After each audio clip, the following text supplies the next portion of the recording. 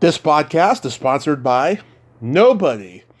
Hey dudes, welcome to Splat from the Past, the only 80s themed horror sci-fi show where things could get totally radical.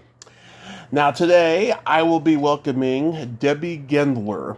Debbie was a 13-year-old girl in the audience of the Ed Sullivan Show on February 9th, 1964, when the Beatles forever changed rock history, when they made their American debut. And it was obviously a legendary, fateful night for all involved. 70 million people or so who watched the Ed Sullivan that night, but she was in there firsthand and she got to see everything. Of course, Mitzi McCall and Charlie Brill, two previous guests of mine, performed that night and didn't do so well. And we're gonna chronicle all of that today.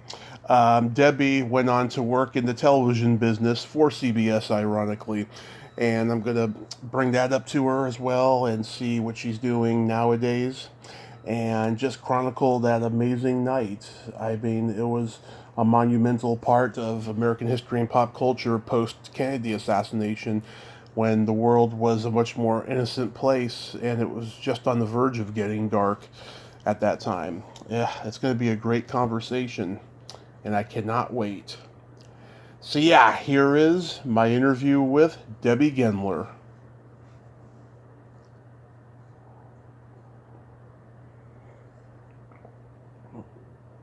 Hey Debbie, welcome to the show. How are you today?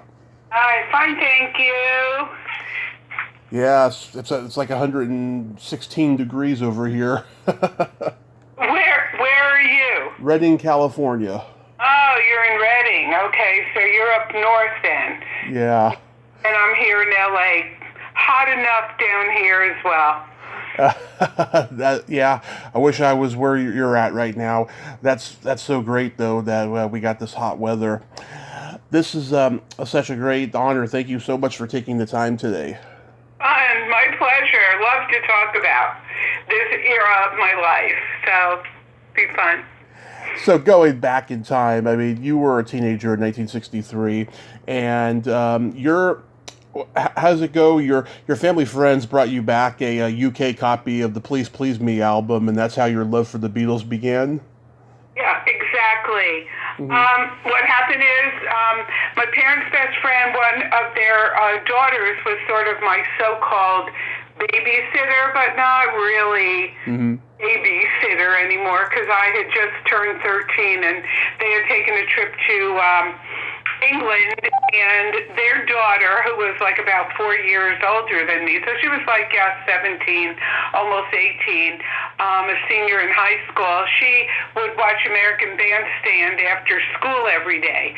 So they thought, when they were there, they didn't know what to bring me back, but they decided that I must love music because they knew I watched American Bandstand every afternoon. But frankly, it was their daughter's choice, not mine. And so they brought me back this Please Please album, and Please Please Me. And I have to tell you, I took one look at the cover, and I thought these were the cutest four guys I had ever seen in my life.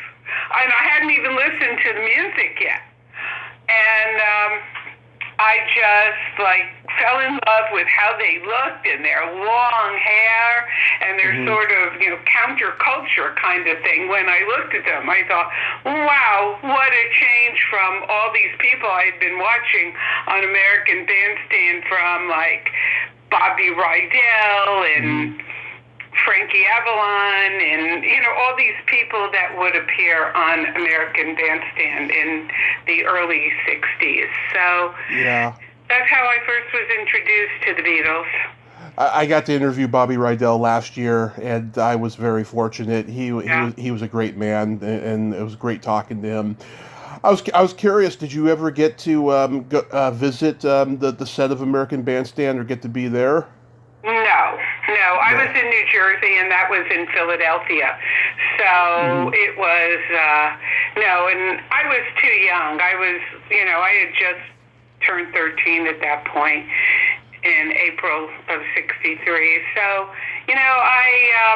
and interest in all of that. That's why I think the Beatles and the whole British invasion, took off. There was a whole group of us who, were a little too young for all that 1950s teeny bopper, Bobby Soxer kinds of things, and of course the world had changed dramatically then. And so, I think that the whole look and the British invasion, it just came through, and for a whole group of us, it just, re-energized our lives. Mm-hmm. Right, yeah, I mean, that was the post-Kennedy assassination. The world was in the early stages of becoming dark, I mean, nobody knew what was ahead in the late 60s at that point. That's for sure.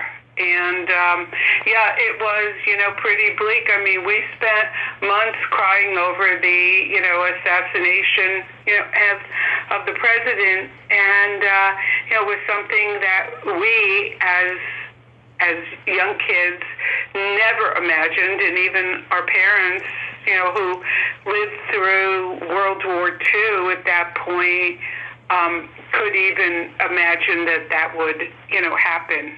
So, it was really bleak here. So you wrote to Brian Epstein, and he found out you were 13, so he didn't offer you a job, but he offered you a ticket to the show. Yeah, well, that's a little, it didn't quite happen that way. I shared the album, the Please Please Me album, with a bunch of my friends at school, and no one liked them. I mean, no one. Yeah. And they just thought they were interesting. I had these two friends who came over, and I played the whole album for them, and they just picked up and left, and they said, "Oh, yuck." And I remember they left and they got pizza, Yeah. And so I had no friends who liked the Beatles, and they really disliked their name, like Beatles, that's ridiculous. Yeah. So inside of my album, there was a little sticker or a white sort of piece of paper that said, "If you love the Beatles, why don't you join their fan club?" So I figured I'll join their fan club, so at least I could find other people who like the Beatles like I did. And so I wrote a letter to their address in London, and months and months and months went by, and I never heard back until it was the Friday before Halloween. I came home from school, and my mom said, "Hey, there's a telegram that you got from a lawyer in New York about the Beatles." So I looked at it, and they said, "We're planning on coming to America. We'd like to set up a meeting with you because we're looking for people to work at the fan club and things. Could you call this phone number?" So on that Monday, I went to school. My mom, though, she was game for this and said, "Hey, I'll call." So my mom called and found out more details. And so they invited me in early November to come into New York. We lived about 26 miles away over the George Washington Bridge. And to come in and meet the people who were setting this up. And so it happened to be Veterans Day. So my dad said, "I'll drive you in on the date that they said." So my dad came with me to a lawyer's office. His name was Walter Hoffer. And his office was on, I don't know, I think it was 54th or 55th Street. And that's when I met Brian, and there were other people there with him. So that's how that all came about. And I walked into the room, and they saw I was 13. However, interestingly enough, in England, for a lot of people, by the time you were 15 in 1963, if you were about 15 years old, a lot of people were done with school already. They were in full-time jobs at age 15. So seem that young, but I was young enough in my head to say, hey, I can't do this. And the whole gig is that they were looking to connect with New York teenagers to make sure when the Beatles would come to America that there'd be teens to greet them. As I look back now, and of course I really wasn't aware, I just know the words that were spoken, but it seemed as though Brian and the lawyer and the couple other people who were there, this guy, Jeffrey, who was a friend of Brian's who worked and lived in New York, a childhood friend, I think Jeffrey Ellis,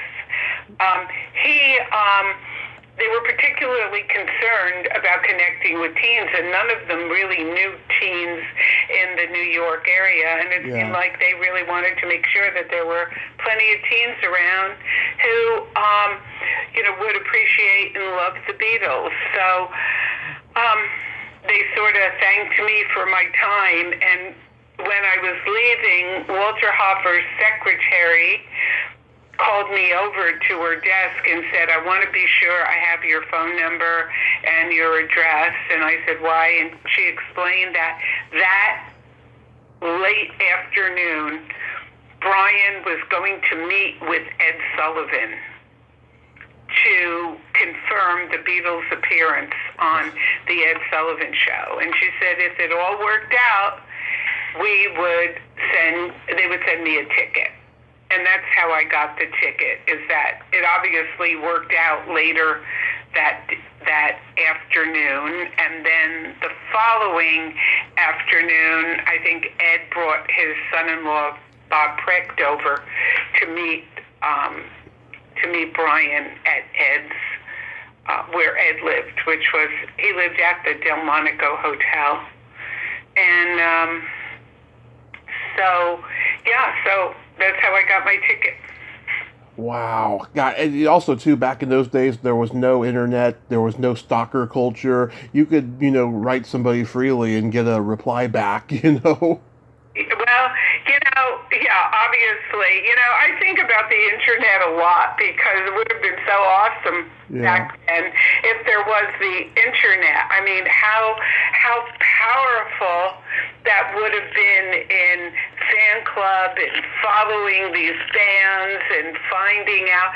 It took a lot of effort to keep up with the bands because there really wasn't much. You had to look at newspapers. And then, of course, the two big influences, all the teen magazines that were out, from Teen Beat to Teen Set to Teen Scene to, all of them. That was the lifeblood, really, of teen magazines, and of course the DJs. And in New York, there were plenty of DJs like Murray the K and WABC and WMCA Good Guys, and so there were a lot of choices were to get Beatle news, and that's pretty much what you had to do is listen to the radio, and it was only AM radio then, but listen to the radio and find out, when these bands were coming to town or what was going on with them. I remember, having to look at the newspaper to see what concerts were going on. I'm from San Francisco, and there was concerts everywhere all the time, back in the 90s and 2000s. And then, once the internet came, it became so much easier. Mm-hmm. And this was well before the 90s. I mean, we're talking 1964. And, all you had was a little transistor radio, if you were lucky enough for your parents to buy you a transistor. Or you'd watch a little piece on the news. But remember, too, that, on the news and in mainstream media where there were just few TV stations, and, the Beatles were not that well received. And neither were any of the, other British invasion groups. I mean, when later on I got to meet the Beatles, and there was a story in the newspaper, and I actually got, and I'd saved, hate mail. I got hate mail. Wow. people would say, what about our American guys? And I have one where they cut out the picture of me in the paper in the article, and someone wrote, "You're nuts. You're nuts." I mean, it's like, oh my God, what are you nuts about? yeah, I mean, hey, at that point I was 15, so that was 1965, and someone's writing me, cutting out the article of me and saying that I'm nuts, and what about our American boys? And, I really, there wasn't a thing with, America versus England in that kind of sense. It's just that I loved all those British bands. What can I say?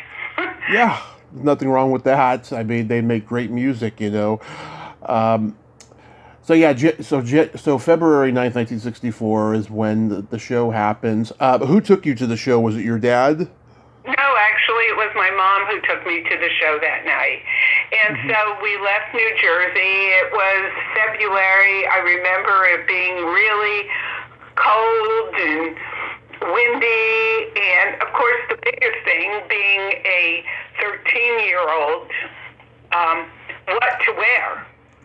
Guys never asked me that question, but I have to tell you, that was a big issue. Mm-hmm. Because, from my perspective at that point, a Beatle could see me. So I had to be dressed properly, and it was a real effort to figure out what I was going to wear. And my mom even gave me one of her necklaces to wear, which was a big deal, that she let me wear one of her necklaces over this sweater and skirt that I wore and everything like that. So my mom, we drove across the George Washington Bridge. I just want to add, though, the day before, on that Saturday, my grandmother lived in New York, and we went to see her, as we did almost every Saturday, and I had my mother drop me off in front of the Plaza Hotel. Mm-hmm. And so I spent the day before for about 2 hours out front of the hotel screaming and shouting for the Beatles. So that was pretty awesome. And just knowing in my head I was going to go to the Ed Sullivan Show the next day, it was really exciting. But I didn't know how difficult it would be. Even though I had a ticket, we parked at a parking lot that my father had used all the time when he would go into Manhattan. And so we parked there, and then we walked a few blocks over to what was just called Studio 50 then, long before it was renamed the Ed Sullivan Theater. And there were barricades and police on horses. And we got stopped several times. My mother actually had to go up and fight for me with this one officer, as I saw other cars pulling up in front of the theater and letting people out. We were on foot, and so I was worried that there wouldn't be any room for me left. But she sort of talked to one of the officers, and he said, wait on the side, and we waited, and it was a big deal. And my mother had to actually use some ammunition, in a sense, of what she had thought up, in where she knew someone who knew the chief of police of New York City, and she knew his name and said that these people lived next door to him in Queens, and she had access to him and could say, hey, this wasn't good. So suddenly we were allowed right in, and she let me off like right in front, and I ran into the vestibule. Oh, boy. It was really a big fight. It was a big fight on my mother's part. I can imagine. I think she knew that chief of police's name. I think I later met him really briefly when we went out there to Queens to visit a family member. But, yeah. That's interesting. Yeah. Did they give you all refreshments before the show? No, nothing. No. Nothing. And not only did they not give you anything, the tickets were completely confiscated. They didn't give you, like, rip your ticket in half and give you the half ticket back. Mm-hmm. They took the entire ticket. And I was really upset about that because by then I already had a little Beatle collection of magazines and newspaper articles that I kept, and I really wanted my ticket for my collection, but they collected them completely. Yeah, my mom saw the Beatles in '64 at the Cow Palace. She didn't get to keep her ticket either. She did get to go backstage and meet them. And, back then there was, no one really had cameras and they weren't taking selfies. She got their autograph. My uncle accidentally threw it out. And to this day, she does not forgive him for that. Oh, no, that is, I don't forgive him either. Yeah. I've never met your mom or your uncle. I do not forgive him. That's awful. But, yeah, that's the issue, too. Selfies, cameras. Yeah. I met the Beatles in 1965. I was invited to meet them, and I had my camera with me. But then these were Brownie Instamatic cameras. They came with cartridges that you didn't thread the film through. They were a cartridge. There were 12 photographs on a cartridge, and you needed to then put in also little light bulbs. I remember I had these Sylvania light bulbs that you had to put in a pop-up little thing in the camera to hold the light bulb and then press, and then the film went to the next one, and that was 12 shots. And people didn't really then, pose with celebrities. Mm-hmm.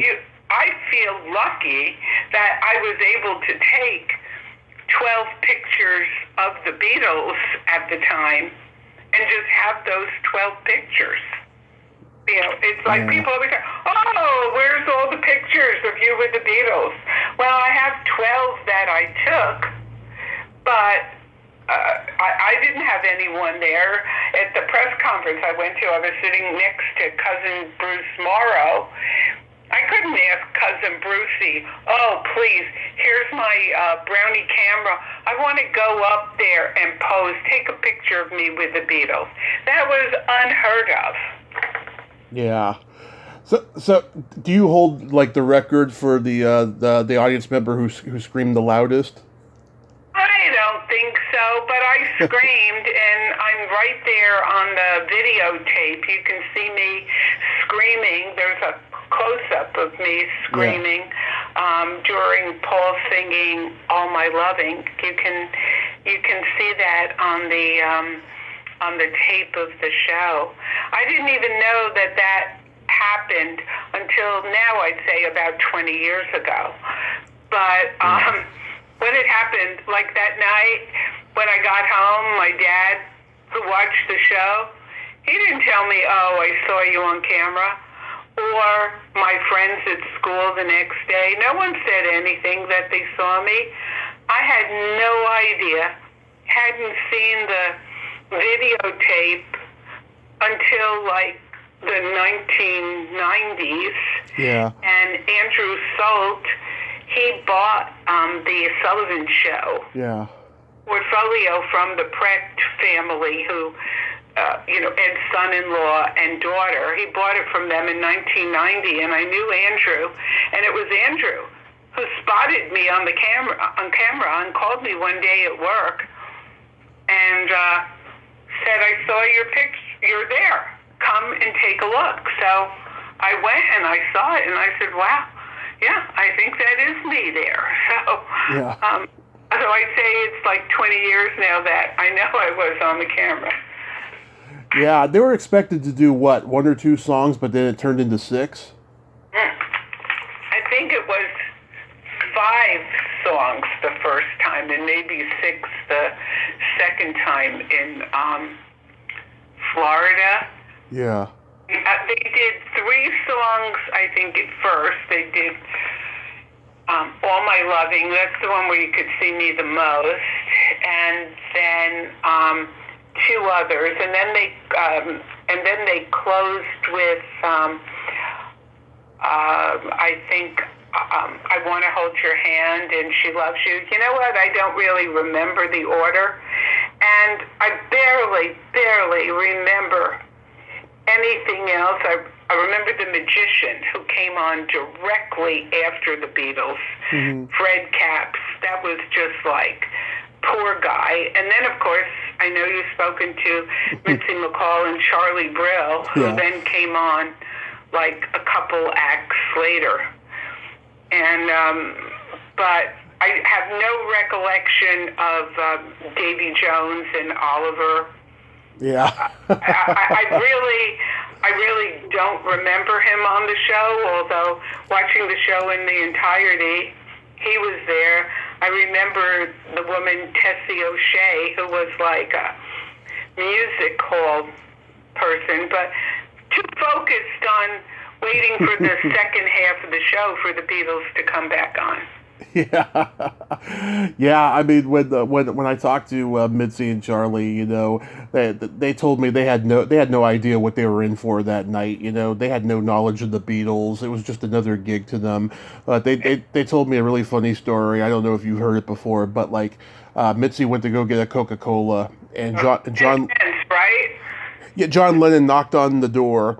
And said, "Hi, I'm John Lennon from the Beatles. I want a Coke for Ringo." And his accent was so thick, they thought a Coke for Ringo was a Jewish holiday. Because they didn't know who Ringo was, you know? And so... Right. You know, I've gotten to know them. I met them... Yeah. We were giving interviews when it was the 50th anniversary of the Beatles' appearance on Ed and the show that they were on. Yeah. And it was a big Grammy Awards salute and aired on CBS. It was like a 3.5-hour show.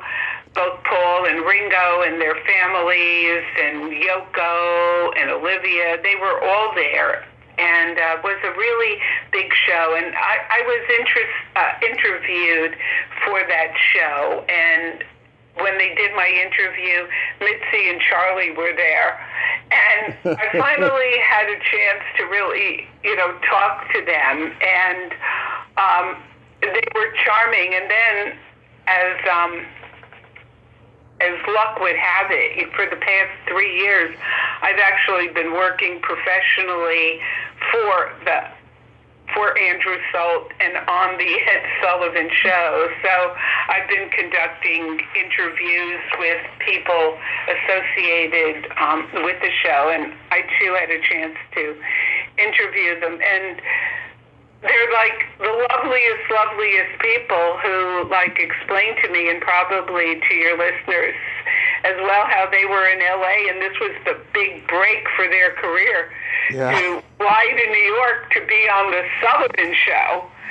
And, you know, this is what everyone aspired to in their careers, is to get on that show, and then to have Ed tell them the routine that they were going to do was inappropriate for the teen audience that was there. Tell them they had to come up with something really quickly. And 2 nice people who, you know, unfortunately had to deal with the Beatles, but, you know, they're really fine people. They are very, very great people. Yeah. Oh my God. Going back to my point though about, you know, that amount of songs that they were performing that night, they practically invented the televised concert without even intending to. You know. Mm-hmm. Absolutely. I mean, it was just sheer though pandemonium. I mean, Ed tried to keep us quiet in the audience, and didn't threaten us, but said, hey, be quiet, be quiet. I mean, he had some experience having had Elvis on the show and some other, teen idols on the show previously. But you know what? I think this was, even got out of hand for Ed, and he just kept saying, quiet, quiet, and they're coming back. And so, it took a lot of restraint to just keep calm because, of course, we were there and we were breathing the same air as the Beatles were breathing. And I was on the mezzanine, but the mezzanine was when I first got to my seat. I thought, oh, this is an awful seat.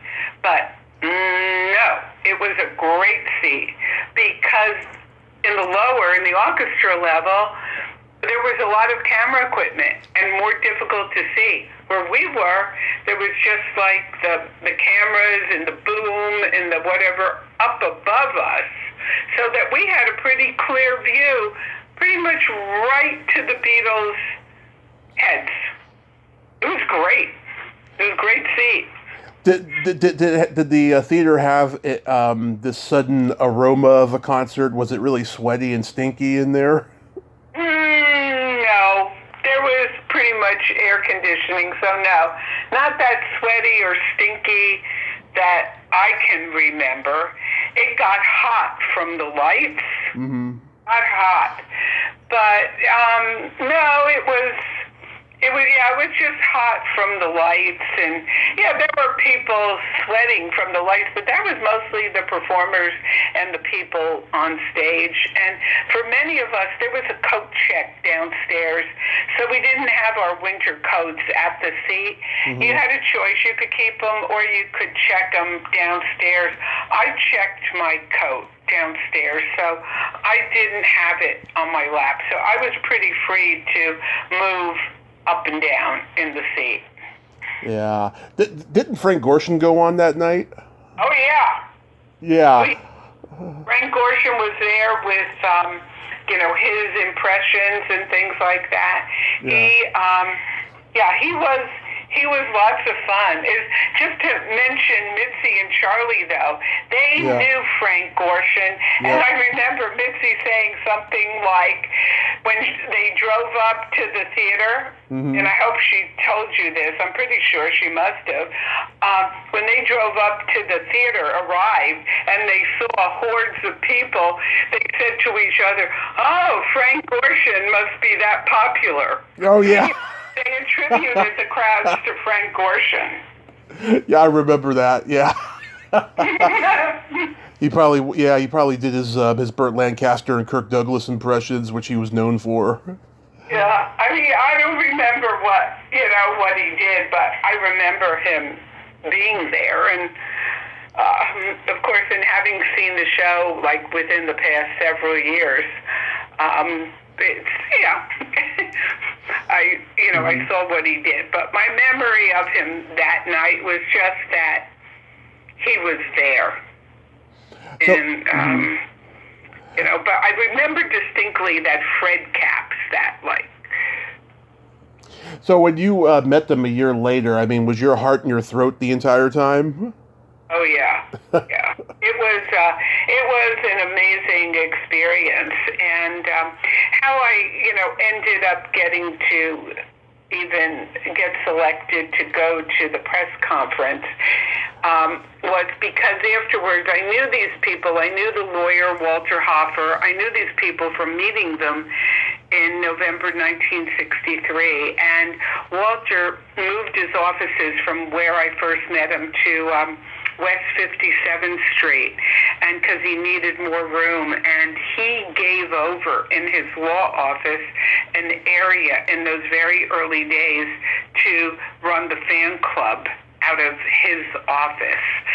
So I then kept in touch with them to be vigilant Beatle fan, and started a chapter of my own in New Jersey, and they would send me on local New York area TV shows to promote the Beatles. There was a show called The Clay Cole Show that they sent me on.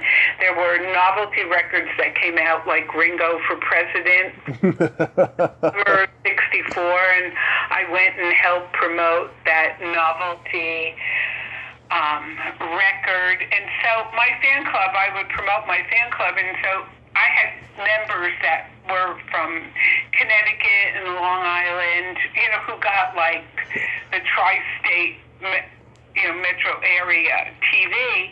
So my fan club grew. So I had a lot of members, not just in New Jersey, but all over New York. And I'd go into the headquarters and help answer mail and do things like that.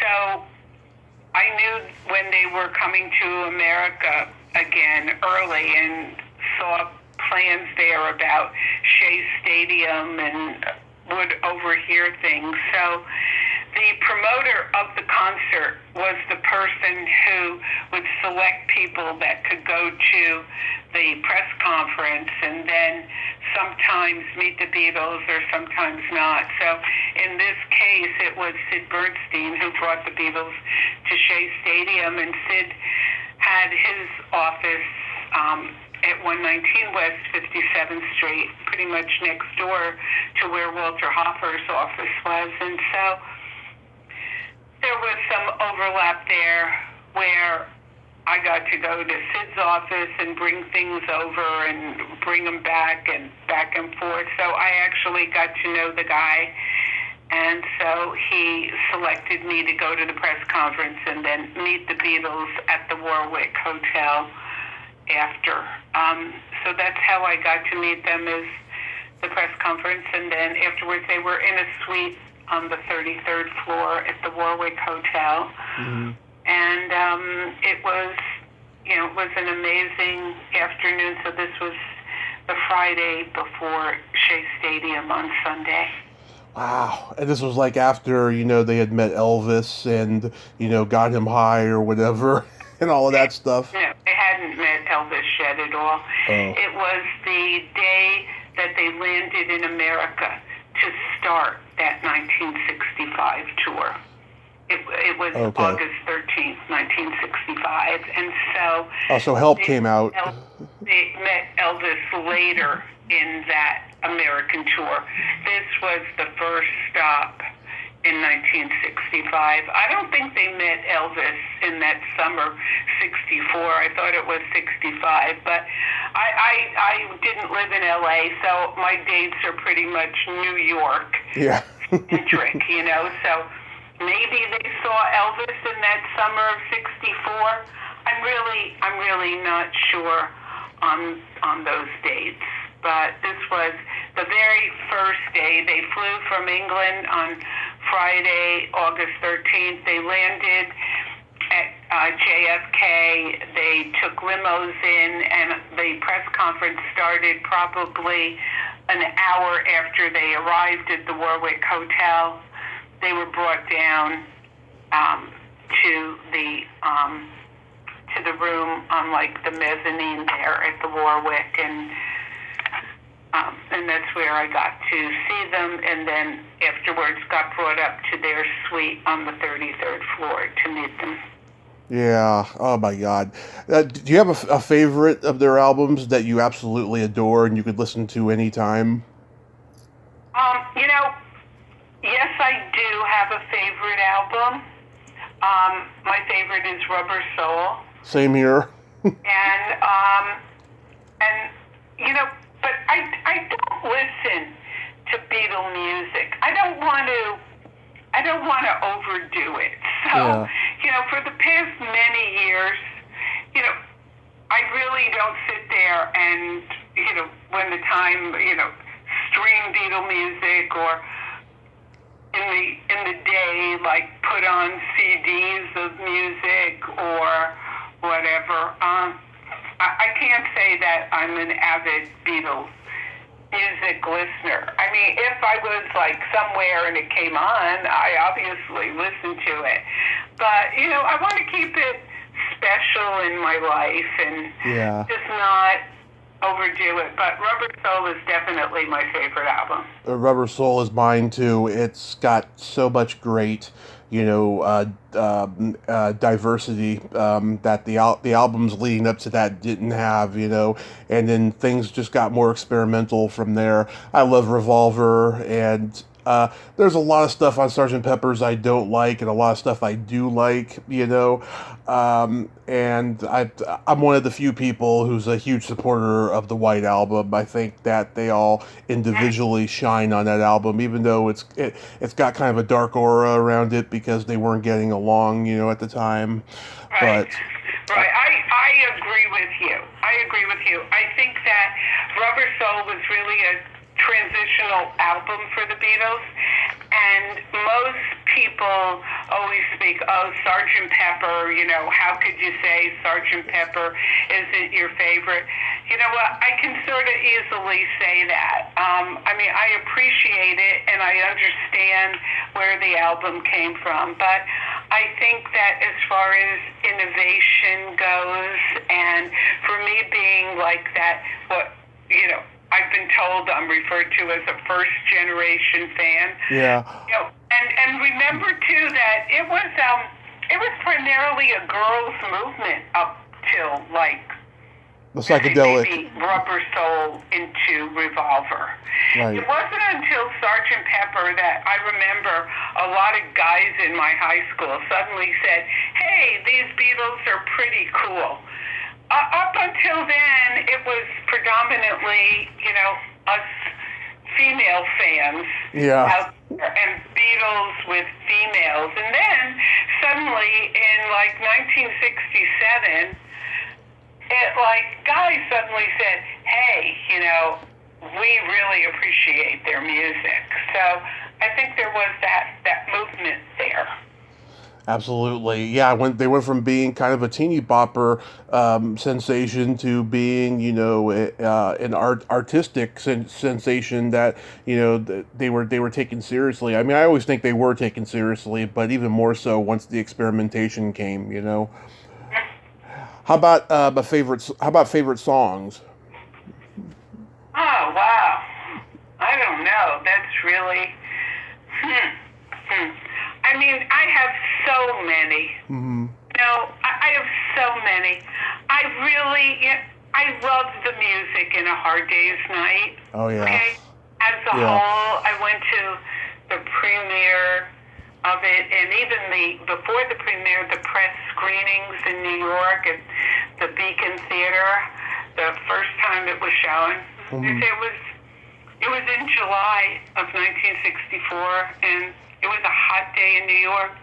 I remember going to that Beacon Theater, and I had an invitational ticket to the first show. Mm-hmm. But then, after I left, one of the DJs from WABC, Charlie Greer, came up to me and said, "I have tickets again for the 4:30 show. Would you like to see the film again?" And I said, yes.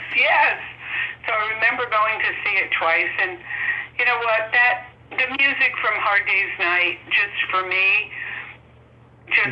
I don't know, captured the whole thing, the time, the movie. So, I have to be very sentimental about it and say I loved all the music from that film. Yeah, I love that whole movie. I can still quote the lines. It's so funny. I mean, they really hit a home run with that movie. My dad personally prefers Help of the two movies, but Hard Day's Night is my favorite. Yeah, I taught a class in the early 1980s. I mean early, like 1982 at UCLA. One of the first university-level courses ever taught on the Beatles. And I knew the producer, Walter Shenson, of both Hard Day's Night and Help, and Walter was living in L.A.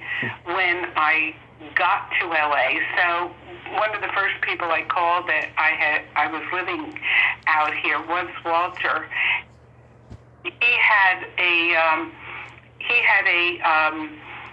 the someone visiting him, and Walter came and was one of my and so it was the author of Mark Boehm, Bem, something B-E-H-M, Mark. Yeah.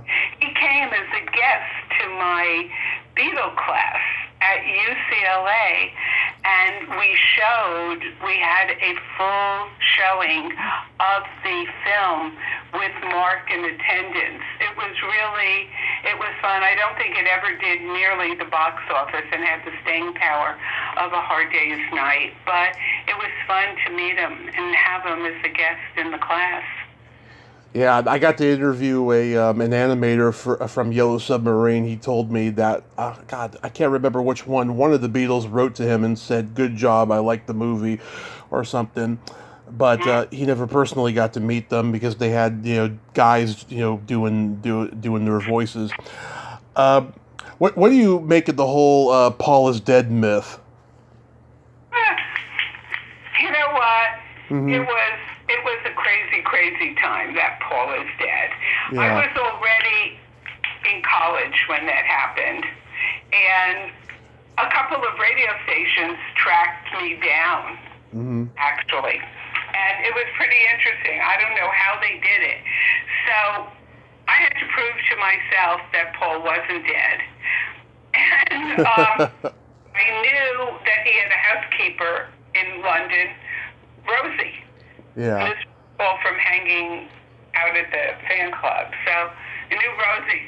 So I wrote a letter to Rosie. And I said, Rosie, is like Paul dead? I need to know. This was like just unbelievable. And I got a postcard back from Rosie, which I still have. And she wrote in big letters, "No." Signed Rosie.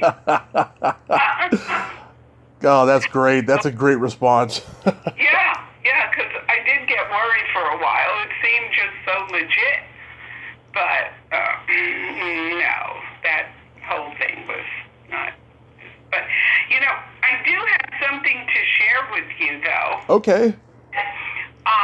You might find interesting is also someone who you interviewed from 8th grade till a junior in high school was one of my very, very close friends, and we used to play guitar together and sing together, and someone who you interviewed in the past, and I saw her name on your list, and I call her Pam Harden, but for you guys, her name was PJ Souls.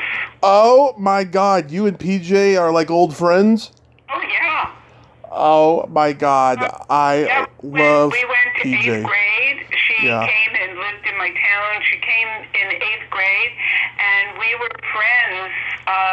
We played guitar together, really good friends, Pam Harden and I, and every Saturday we would spend our Saturday afternoons together, and we'd make lunch together and hang out either at her house or my house, and it's really fun. And she was a member of my Beatle fan club. She wrote poetry for the fan club. I still have poems that she wrote. And so I just wanted to mention that she was a dedicated Beatle fan, and so she really is Riff Randall in Rock and Roll High School. Yeah, she really is. Riff. Yeah, it's funny when the film came out, right?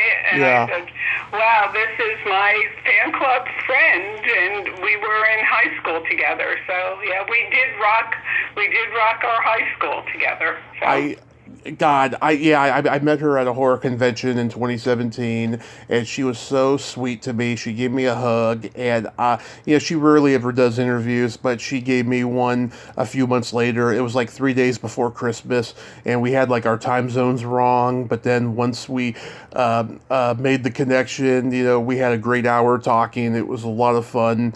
I've tried getting her back again, but she's super busy, but I absolutely adore PJ. She's one of my favorite people I've interviewed. Yeah.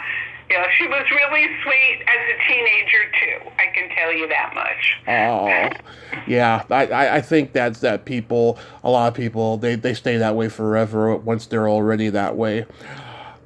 So after high school and college, you entered the TV business, right? Yes. Yeah. What sparked that? Well, probably going to the Ed Sullivan Show so much and hanging around all these people. I went to school in Boston, and I got hired by CBS TV of all places. And so I found myself there working at the broadcast center, and I worked in New York for 7 years, and then they transferred me to LA, and I worked for them for 8 more years in LA, and have just always worked in TV since. And the irony is that after so many years working on so many shows, and I worked at CBS, I worked at ABC, I helped put together HGTV and Food Network. I ended up moving into doing what I sort of call service and informational programming. Not sitcoms or anything like that, but at the start of cable TV in the early 90s, I started working on that after my time at CBS and ABC. And so I always worked in cable doing food, design, decorating, lifestyle shows. And my last job was, I left in 2017, the Hallmark Channel, where I was working on a show. I was head of talent on a show called Home and Family. And then my friend Andrew said, hey, well, you know what, why don't you come in? You know the Sullivan Show really well, so why don't you come and work with me on doing things with the Sullivan Show. So I'm still here doing it. We're working with Universal Music, with UME Enterprises, doing an EdSullivan.com streaming channel. We've just delivered 75 hours of programming to Pluto TV, so I'm doing that. Been involved with things that they've done with Sirius XM, and so so I keep busy, and it still all sort of comes back to that time of Ed Sullivan and the Beatles, which is pretty interesting. What do you think about TV kind of struggling to gain momentum now because streaming is so popular? Yeah, well, that's why with Andrew there at Sofa Entertainment, we're focusing on doing our deals with Pluto TV and keeping up with the changing world of TV and streaming, and that's what I've particularly been doing. I sort of help oversee some of the social media that we do, and we put out through EdSullivan.com from everything from TikTok to YouTube and Facebook, and trying to keep the Sullivan shows and catalog relevant to today. Yeah. Are you going to write a book? I've written a book. Oh, you have? I'm sorry. I didn't know that. No, you wouldn't know because I haven't published it yet. Oh, okay. I've written it, but it's not out there. And I have all my pictures and my photos, and for the through the fan club, I was part of a promotion for when Hard Day's Night started. So I have the telegrams I've received over the years. I put them in. I had a beautiful correspondence with George's mother, and actually went and stayed with them for a night in Liverpool in 1967. Oh. I went and visited. Brian was still alive, so I have wonderful memories of going there to England and the fan club and seeing Brian, who was already not well when I was there in April '67. So I've put all this together, and my friendship with Paul's younger brother, Mike McCartney, and his family, and doing vacations there with them. And so, yeah, I put it together, but I just don't know what to do with it. If it's a thing I want to bring to publishers, or if I want to just self-publish it. You know, it's a very, as I sit back and look at it, it's a very personal. So I don't know if it's something that just really would be appreciated by general public who had no connection with it. So I keep thinking, well, maybe I just want to self-publish it and give it to people as a gift.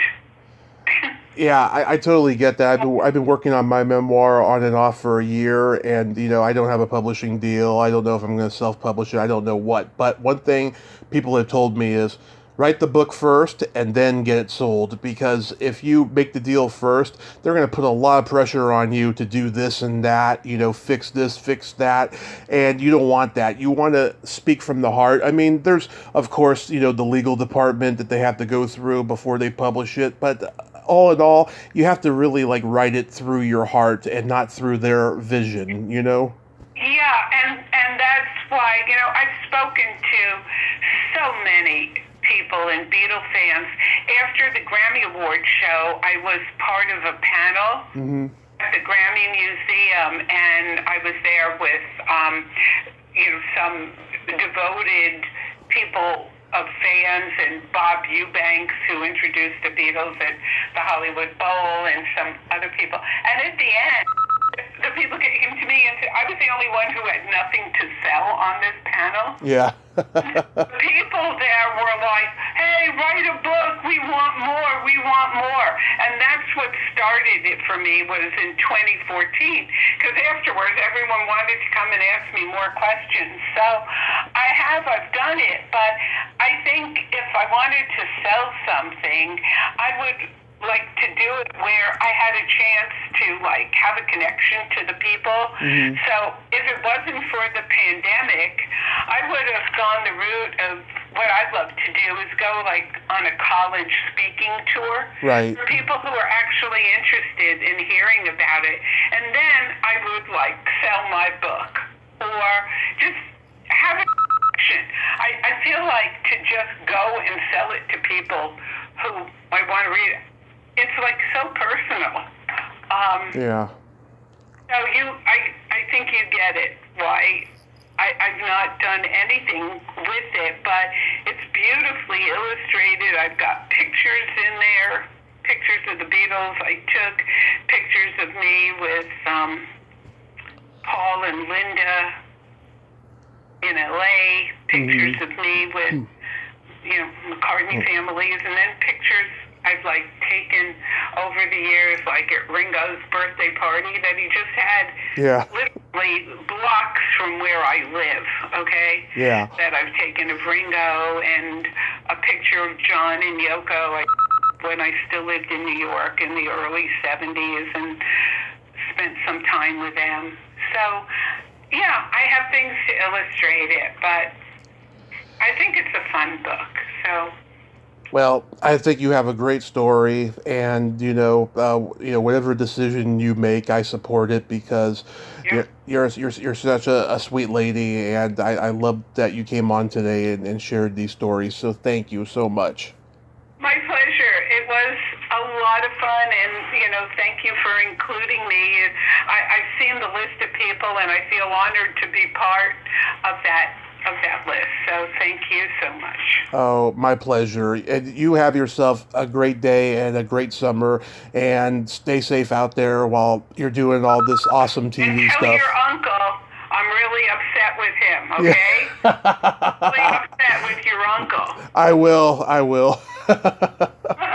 Okay. Okay, Debbie, thank you so much. Have a great day. Sure. Bye. Bye-bye. Bye. Well, there you have it. Debbie Gendler, ain't she a sweetheart? Oh, what a great lady, huh? And I hope she releases that memoir, because I think she's got a great story. I mean, Even though she wasn't creating content then, it was like the early, content creators of, just ordinary folks meeting celebrities. It's just so awesome. I mean, look at me now, all these years later, She was a pioneer in many ways.